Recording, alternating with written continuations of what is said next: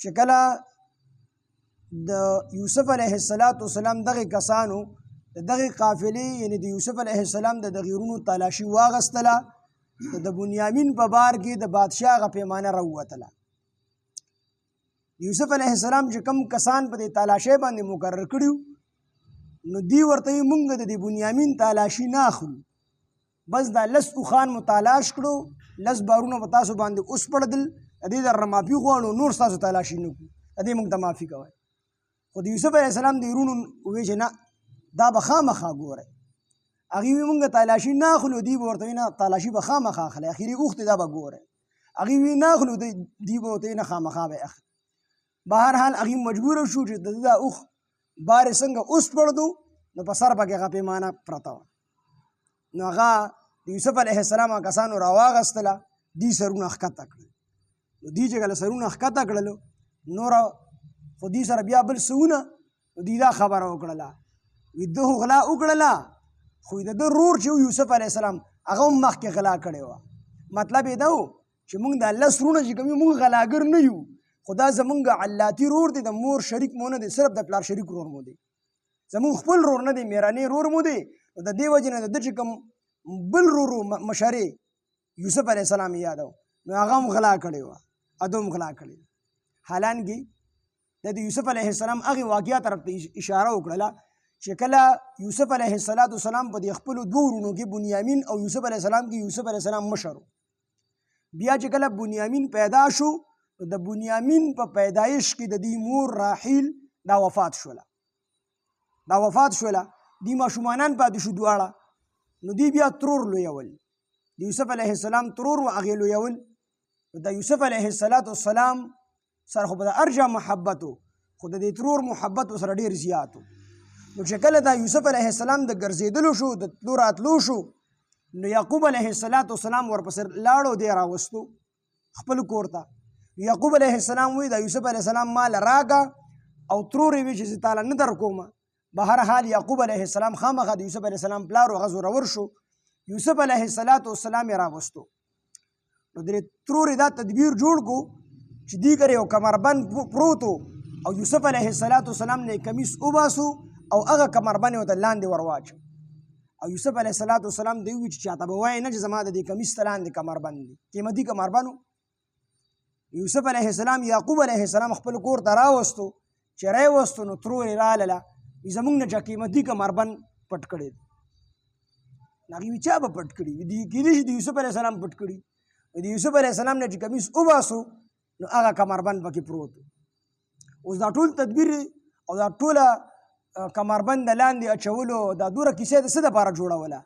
دی د ترور د دې دپاره جوړوله چې د یعقوب علیه السلام په دین کې دا خبره وه چې چا به د چا نه غلا وکړله نو دا غل چې د چا نه به د غلا کړې وه د هغه به غلام کېدو، چې دا غلا به ثابته شوله نو دی به بیا د هغه غلام کېدو. دا د یعقوب علیه السلام په دین کې نو د ترور دا تدبیر د دې د وجې نه جوړ کړو چې د یوسف علیه السلام باندې به د غلا دا الزام ولګي، د سره به داسې ثابت شي نو دی به زما غلام شي، زما سره به وي. هکه شانې وشوه. ترور چې د ده نه د ده تالاشي واغستله، کمربند د یوسف علیه السلام سره راووتو نو هغه یعقوب علیه السلام ورله یوسف علیه السلام ورکړو دا ځان سره بوځه. نو تر کومې چې ترور ژوندی و نو یوسف علیه السلام ورسره و. چې کله ترور وفات شوه یوسف علیه السلام بیا د هغې نه وروستو راغی د خپل پلار سره.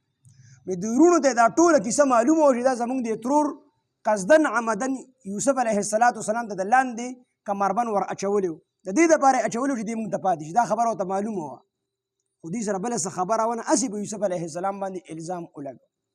چې دا خبره دوی وکړله نو یوسف علیه السلام ورته په زړه کې دا خبره وکړله، دا خبره دوی وکړله چې د ده ورور هم مخکې غلا کړې وه.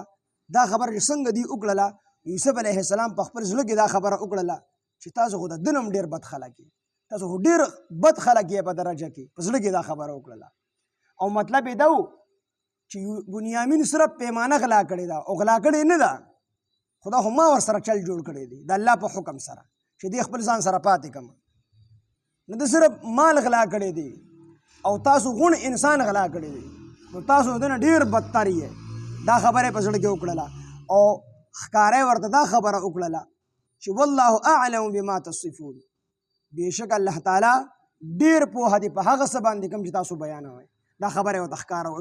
لومبۍ جمله یې پټه ووي زړه کې چې تاسو بد خلک یې، او دا بله جمله یې دا چې کوم دی په ښکاره دوی ته ووایي چې تاسو کوم الزام په ده باندې لګوئ نو والله اعلم، الله تعالی ډېر پوهه دی بما په هغه څه باندې تصویفون چې تاسو یې بیانوئ.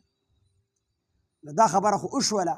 د دې نه وروسته د یوسف علیه السلام د ورونو یوسف علیه السلام ته خوشامندې شروع کړلې چې یا ایها العزیز، ای عزیز مصر، ان له ابا شیخا کبیرا، بېشکه د دې بنیامین پلار دی ډېر زیات بوډا دی او ډېر عمر یې دی. نو په هغه باندې ترس وکړه، داسې وکړه چې د ده یو ورور مخکې هم شرمخ خوړلی دی. نو پلار ته یې هغې صدمه رسوله. اوس دا هم تاسو کید کوئ نو پلار ته به یې نوره صدمه رسي. نو داسې وکئ چې هغه ډېر بوډا دی، په هغه باندې رحم وکئ. مونږ په دې 10 ورونو کې یو کس ځان سره پاتې کړئ، نو مونږ به ستاسو غلام شو، دی مونږ سره پرېږدئ. یوسف علیه السلام ورته وفرمیل قال معاذ الله، زه د الله تعالی نه پناه نیسم په دې خبره باندې چې غلا یو کړې ده او زه به بل غلام کوم، نه ټیک دی به غلام کوم. چې دوی پوه شو چې عزیز مصر خبره نه مني، نو دوی داسې وکړل چې 10 واړو جرګه وکړله، سیټ ته شو. په دې کې یهودا دا مشر و. په دې کې بیا اختلاف دی، بعضې وایي چې دا یهودا دی په عمر کې کم و خو په علم کې زیات و، او روبیل چې و روبیل نو دی په عمر کې سیوا و. او نو څوک وایي چې دا یهودا و، څوک وایي چې روبیل و، او بعضې مفسرینو شمعون نوم ذکر کړل چې شمعون پکې دا فیصله وکړله. خو به هر حال په دې کې چې کم مشر و هغه دا خبره وکړه، داسې کار وکړئ چې تاسو لړ شئ، بابا له لړ شئ. او زه خو بابا له نه ځم، بابا زموږ نه پخه واده اخیستې ده د بنیامین د حفاظت چې تاسو به یې حفاظت کوئ. نو زه به تر هغې پورې دلته کې ایثار یم چې تر څو پورې ما د خپل پلار اجازت نه کړی یا الله تعالی د وحی په ذریعه باندې څه حکم نه رالیږلی زما په بابا باندې چې دا یهودا یا دا روبیل یا شمعون دی کې هر یو اختلاف دی پکې، خو په دې کې چې کوم مشر دی نو دې مشر دا خبره وکړله چې زه په دې مصر کې پاتې شم، تاسو لړ شئ. تر هغې پورې به زه په دې مصر کې یم چې تر څو پورې پلار ما ته سوال جواب نه کړی چې ته کلي ته راځه، یا الله تعالی زما صفایي نه رالیږلې، وحي نه رالیږلې چې دې په حق باندې دي، دارونه په حق باندې دي، لہذا دې کور ته راوغواړه. تر هغې پورې به زه دلته کې مسافر یم. دا خبره فیصله وشوله. 9 ورونه لاړل، دا یو پکې پاتې شو. دوی چې کله لاړل نو پلار ته یې وویل چې پلاره دکه شان دې ستا هغه زوی غلا کړې ده، په غلا کې عزیز مصر ګرفتار کړی دی، غلا یې کړې ده، په غلا کې یې نیولی دی. اګو ستا زموږ په دې خبرو باندې یقین نه وي نو په مصر کې چې کوم خلک هلته کې موجود وو ټولو خلکو لیدل دي، د معززو خلکو نه تپوس وکړه، او که په هغې دې یقین نه وي نو داسې وکړه مونږ چې په کومه قافله کې راغلي یو، پخوا خو به قافلې تلې که نه، ډېرو 200 کسان به یو ځای شو، هغه به تله قافله به روانه وه. نو مونږ چې په کومه قافله کې راغلي یو کلي ته را رسېدلي یو، نو هغه قافلې والا دلته کې نږدې موجود دي، د هغې نه تپوس وکړه چې ستا زوی غلا کړې ده. په دې کې مونږ دا دروغ نه وایو، مونږ خو د ده ذمه داري اخیستې وه، خو د ده د باطن نه خو مونږ نه وو خبر، مونږ خو د ده د ظاهر به مونږ حفاظت کړو. اوس چاته پته چې بنیامین به غلا کړي، لہذا غلا کړې ده.